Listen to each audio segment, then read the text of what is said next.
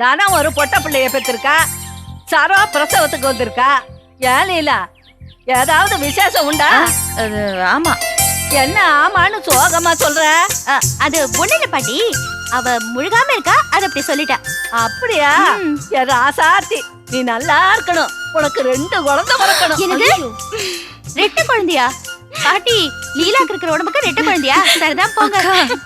ஏடி விஜி, லீலா கல்யாணத்தோட தானே உன் கல்யாணம் நடந்தது. ஏதாவது உண்டாயிருக்கிறியா? இல்ல.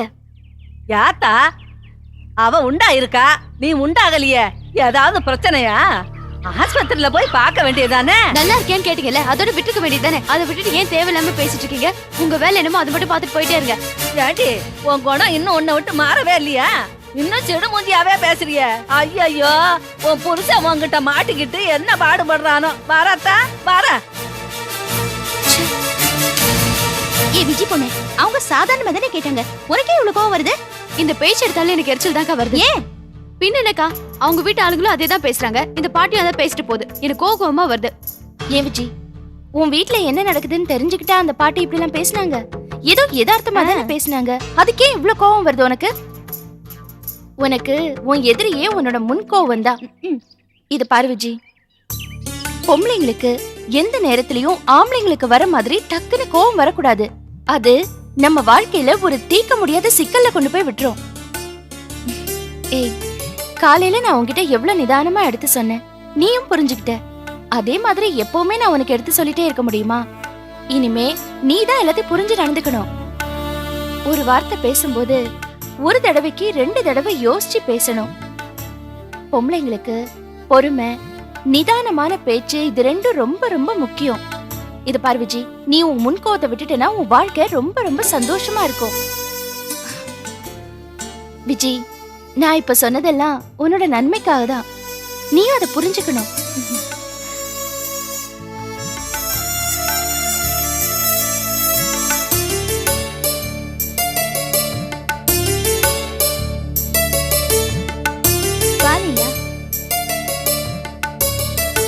வாங்க, சௌக்கியமா இருக்கல?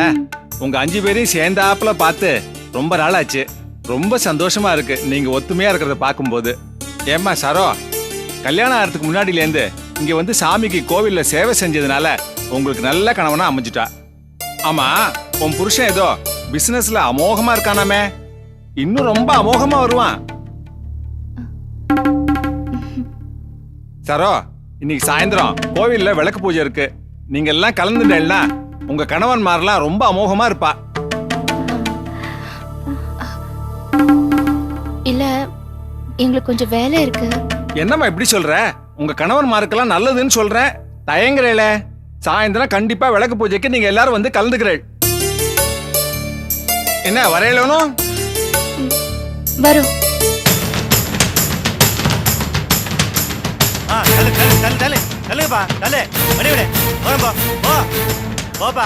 வாங்க ரமேஷ், வாங்க.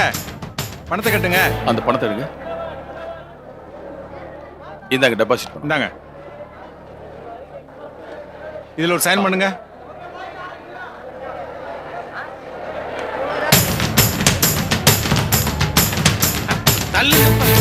தள்ளுங்க. வணக்கம். வாங்க. இல்லங்க, இந்த எலெக்ஷன்ல நான் நிக்கல. சொல்லுங்க மாணிக்கம், என்ன சொல்றீங்க? என்ன மாணிக்கம், நீங்க தான் நிக்கணும் நீங்க எல்லாரும் சொல்றாங்க. இல்லங்க, சொந்த பிரச்சனை நிறைய இருக்கு. அது மட்டும் இல்ல, தம்பி செல்வம் வேற ஊர்ல இல்ல. நான் ஒத்த ஆளா நின்று எல்லாத்தையும் சமாளிக்க வேண்டியிருக்கு. அதான் இந்த எலெக்ஷன்ல நான் நிக்கல. என்னை விட திறமசாலியான ஆளா பார்த்து நிக்க வைங்க. நான் நிக்க விரும்பலைங்க. என்ன மாணிக்கம், யாருக்கு தான் பிரச்சனை இல்ல? இங்க பார், இதெல்லாம் சின்ன விஷயம். தயங்காம நின்னுப்பா. அண்ணே, பாவம் பயந்து ஒதுங்குற ஆள் எதுக்கு என்ன சிரமப்படுத்துறீங்க? நான் யாருக்கும் எதுக்கும் பயப்படல. என்னோட சொந்த பிரச்சனையை சமாளிக்கவே எனக்கு நேரம் இல்லை. அதான் நிக்கல.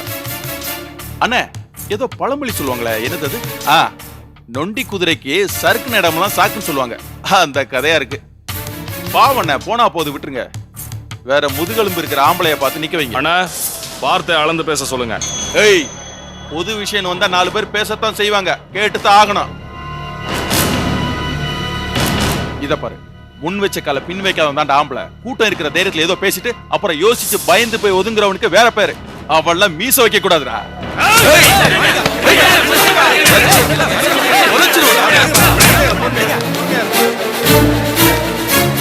அண்ணா நானும் இந்த எலெக்ஷன்ல நிக்கிறேன், என் பேரை எழுதிக்கிங்க. அது பணம் கொடுங்கண்ணா. என்னங்கண்ணா முதல்ல பணத்தை கட்டுங்கண்ணா. என்ன மாணிக்கம் சத்தியமாவா? என் தொழில் மேல சத்தியமா நான் நிக்கிறது உறுதி என்ன. இங்க இருக்கிற பல பிச்சைக்கார பசங்க எல்லாம் நல்லா தெரிஞ்சுக்கிட்டோம். அண்ணே கவனமா பார்த்து எழுதுங்க. நாளைக்கே நான் அப்படி சொல்லலைன்னு வாபஸ் வாங்கிட போறான். அண்ணா என்ன ஆனாலும் சரி, எவன் தலைகீழ நின்னாலும் சரி, இந்த எலெக்ஷன் நடக்கிறதும் நான் இதுல ஜெயிக்கிறதும் உறுதி. எழுதி வச்சுங்க. பாத்துக்கலாம் போமா. ஓடா என்ன மச்சா அது? ஒதுங்கி போற சலையில புடிச்சு ஒம்பு எடுத்துட்டு இந்த மாணிக்க எலெக்ஷன்ல நிக்காம இருந்தா மாமா ஈஸியா எலெக்ஷன்ல ஜெயிச்சிருவார்ல. இல்ல மாமா, அவன் போட்டி போடணும். அப்பா கிட்ட அவன் தோக்கணும். அவன் அசிங்கப்படணும். நாம யாருன்னு அவனுக்கு நல்லா புரிய வைக்கணும்.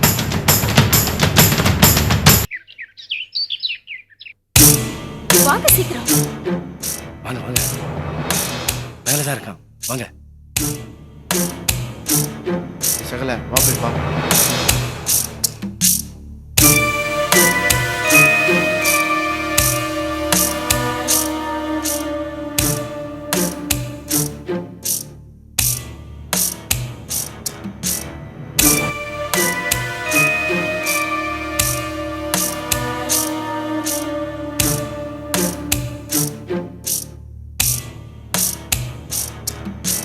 கோபி,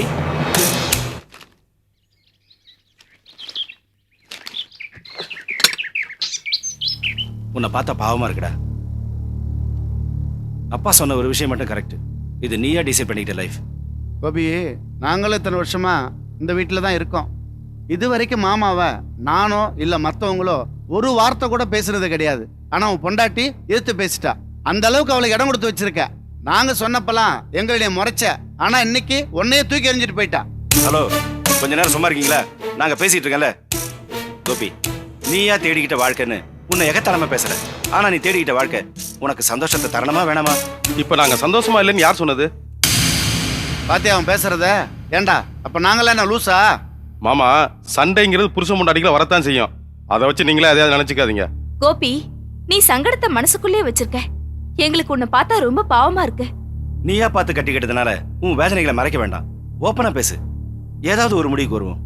அண்ணே, இதுல முடிவு எடுக்க எதுவுமே இல்ல. நாங்க நல்லா தான் இருக்கோம். டேய், ஏன்டா போய் சொல்ற? நீங்க சந்தோஷமா இருக்கிறது உண்மைனா உன் பொண்டாட்டி ஏன்டா உன்கிட்ட ஒரு வார்த்தை கூட சொல்லாம ஊருக்கு போனோம்? கோபி, உண்மையை பூசி மெழுகாத. அது பிரச்சனையை மோசமாக்கிடும். ஆமாடா கோபி, தடாலடியா ஒரு முடிவு பண்ணு. உன்னுடைய ஃபியூச்சரை என்னுடைய பொறுப்புல ஒப்பட. நான் உனக்கு ஒரு வழி பண்றேன். ஏங்க அவனே நொந்து போயிருக்கான், இப்படியா பேசுறது? சகல, அவன் தான் தோண்டித்தனமா நடந்ததுனாலதான் இப்படி ஆயிட்டான். மாமா என் வாழ்க்கைக்கு ஒரு வழிகாட்டுங்கன்னு அவன் ஒரு வார்த்தை சொல்லட்டும், பல கதவுகளை திறந்து விடுறான் அவனுக்கு. கோபி, விஜய்க்கு நீ ரொம்ப இடம் கொடுத்துற. இப்போவாது நான் சொல்றது கேள்றா. ஆமாப்பா, நீ அவளை தலைக்கு மேல தூக்கி வச்சிருக்கல, அதான் இப்ப அவளுக்கு திமிரு வந்துருச்சு. கோபி, அவளை கொஞ்சம் தட்டி வைக்கணும்டா. இங்க பாருங்க, ஆளுக்கு ஆள் ஒன்னொன்னா பேசி என்ன குழப்பி விடாதீங்க. புருஷன் பொண்டாட்டினா சண்டை வரத்தான் செய்யும். ஏன் நீங்க ரெண்டு சண்டையா போட்டது இல்லையா? அதுக்காக அத்து விட்டுறதா? புருஷன் பொண்டாட்டினா ஒருத்தருக்கு ஒருத்தர் அட்ஜஸ்ட் பண்ணி தான் போகணும். அது மாதிரி இது ஒரு சின்ன சண்டை.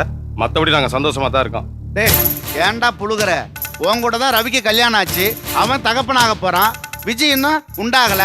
அப்படின்னா நீங்க ரெண்டு பேரும் சந்தோஷமா இல்லைன்னு தானே அர்த்தம்?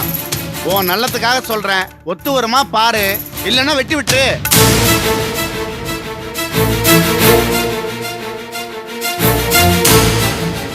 என்ன சொன்னீங்க?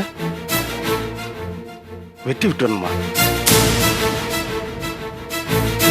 குழந்தை உண்டாகலைன்னா சந்தோஷமா இல்லைன்னு அர்த்தமா? சந்தோஷமா இல்லைன்னா வெட்டி விட்டுறணுமா? ஏமாமா இப்படி முட்டாள்தனமா பேசுறீங்க? ஏன் நம்ம கவிதாக்கு தான் கல்யாணம் இவ்வளவு நாள் ஆச்சு, இது வரைக்கும் உண்டாகல. அதுக்காக ரெண்டு பேரும் சந்தோஷமா இல்ல, ரெண்டு பேரும் வெட்டி விட்டுறணும் அர்த்தமா? பேசுறீங்க பாருங்க பேச்சு. இப்ப கேட்டீங்கல்ல விஜயா உண்டாகலைன்னு, அது மாதிரி கவிதாவையோ இல்ல சிவராமாவையோ கேட்க வேண்டியதானே? ஏன் உண்டாகலைன்னு கேக்குறீங்க பாருங்க கேள்வி. டேய் குமார், இவன்கிட்ட பேசுறது வெட்டி வேலைடா. இவன் தன்னை புத்திசாலி நினைச்சிட்டு இருக்கிற ஒரு முட்டாள்.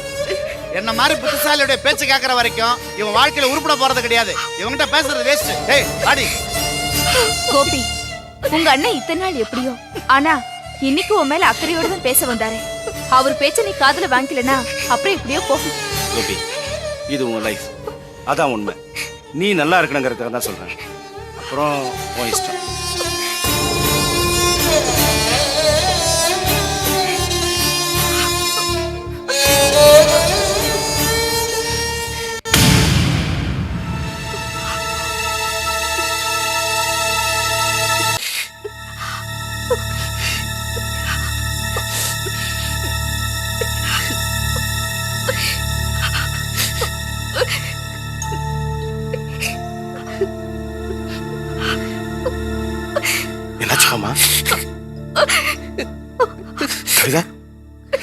கவிதா கவிதா மாமா என்னாச்சு மாமா மாமா என்னாச்சு? என்ன போய் அப்படி ஒரு கேள்வி கேட்டே மாப்பிள்ள. என்ன மாமா என்ன என்ன பேசுன? மற்றவங்க எல்லாம் இந்த வீட்டில் உன்னை எடுத்துரிஞ்சு பேசும்போது நான் மட்டும் தான் மாப்பிள்ள உனக்கு சப்போர்ட் பண்ணி பேச. ஆனா குழந்தையிலுங்கிற ஒரே காரணத்தை வச்சு அத்தனை பேருக்கு முன்னாடி என்ன குத்தி காமிச்சியா மாப்பிள்ள. நீ இப்படி பேசி நான் கொஞ்சம் கூட எதிர்பார்க்கல மாப்பிள்ள. என்ன என் மனசு எவ்வளவு பாடுபடும் யோசிச்சு பாத்தியா? பொண்டாட்டிய சப்போர்ட் பண்ணி பேசுறதுக்காக தங்கச்சி மனசு கஷ்டப்பட்டாலும் பரவாயில்ல, அப்படிதானே? இல்ல கவிதா, நான் அந்த இடத்துல சத்தியமா அப்படி சொல்ல. ஏதோ ஒரு உதாரணத்துக்காக தான் அப்படி சொன்னேன். சாரி மாமா, சாரி கவிதா. மாப்பிள்ள மற்றவங்களே இந்த வீட்டில் உன்னை காயப்படுத்துற மாதிரி பேசுவாங்க. ஆனா இன்னைக்கு எங்கரே காயப்படுத்துற மாதிரி பேசிட்டு. முதல்ல என்ன மன்னிச்சிடுங்க, வேணும்னு அப்படி பேசல,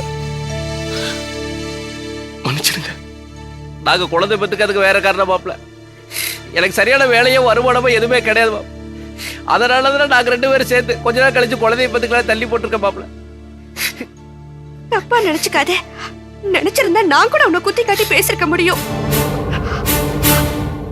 என்ன? மறுபடியும் சொல்றேன், தப்பா நினைச்சுக்காத. பண்ணியோட மாமாக்கு வேலை இல்லன்னு உடனே நீ ஒரே நல்ல வேலை வாங்கி கொடுத்தல. ஏன் புருஷனை இவ்வளவு நாளா வேலை இல்லாம சும்மா தானே இருக்காரு? நீ நினைச்சிருந்தா அவருக்கு ஒரு வேலை வாங்கி கொடுத்திருக்க முடியாதா? இவரு வேலையில இருந்தா எங்களுக்கு இத்தனை நாள்ல ஒரு குழந்தை இருந்திருக்கும். நீயும் இப்படி ஒரு வார்த்தையை கேட்டிருக்க மாட்ட.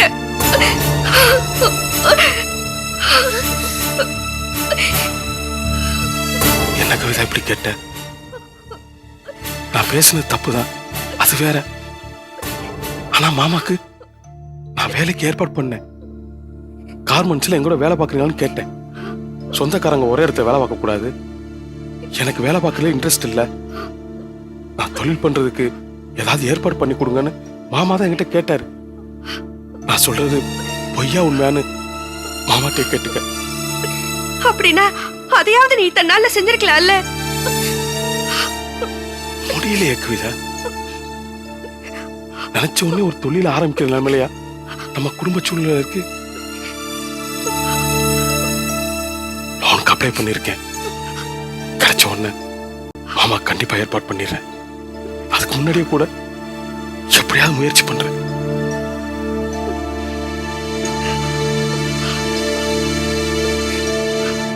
மாப்பிள்ள நீ ஃபீல் பண்ணாத மாப்பிள்ள. என்ன நம்ம வீட்டில் வழக்கமா நடக்கிறது இன்னைக்கு எங்க கூட நடந்திருக்கு, அவ்வளவுதானே.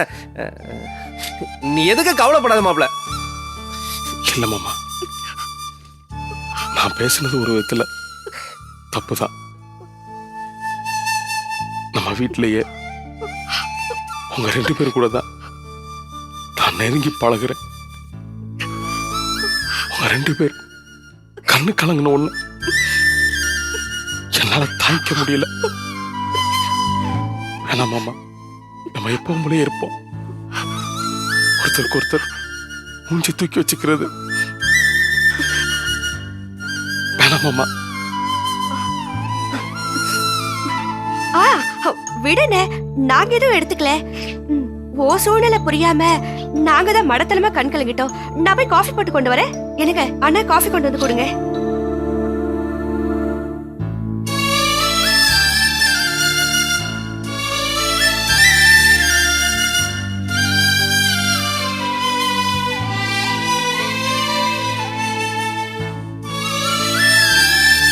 ஓம் பிரணய ஸ்வஹா, ஓம் சுகனே ஸ்வஹா, ஓம் சமனே ஸ்வஹா, ஓம் துர்வே ஸ்வஹா, ஓம் உஜ்ஜாரூபிணி ஸ்வஹா, ஓம் ராமாய ஸ்வஹா, ஓம்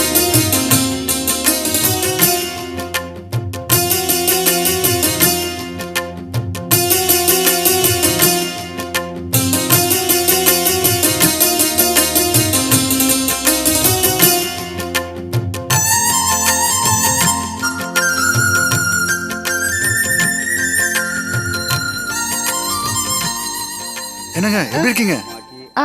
நல்லா இருக்கேன். நீங்க எப்படி இருக்கீங்க? இன்னைக்கு காலைல தாங்க வந்தேன். இன்னைக்கு விளக்கு பூஜை இருக்குன்னு சொன்னாங்க, அட்டன் பண்ணலான்னு வந்தேன். உங்களையும் இங்க பார்த்துட்டேன். அக்கா, நம்ம பிளாஷ்பேக்ல மிஸ் ஆன ஒருத்தர் வந்துட்டாரு. நீங்க எப்போ வந்தீங்க? நேத்து தான் வந்தேன். என்னங்க ஏதாவது விசேஷமா? நீங்க மட்டும் தான் வந்திருக்கீங்களா இல்ல உங்க ஹஸ்பண்ட் வந்திருக்காரா? என்னங்க இது? போன விளக்கு பூஜையில எப்படி அவாய்ட் பண்ணீங்களோ அதே மாதிரி அவாய்ட் பண்றீங்களா?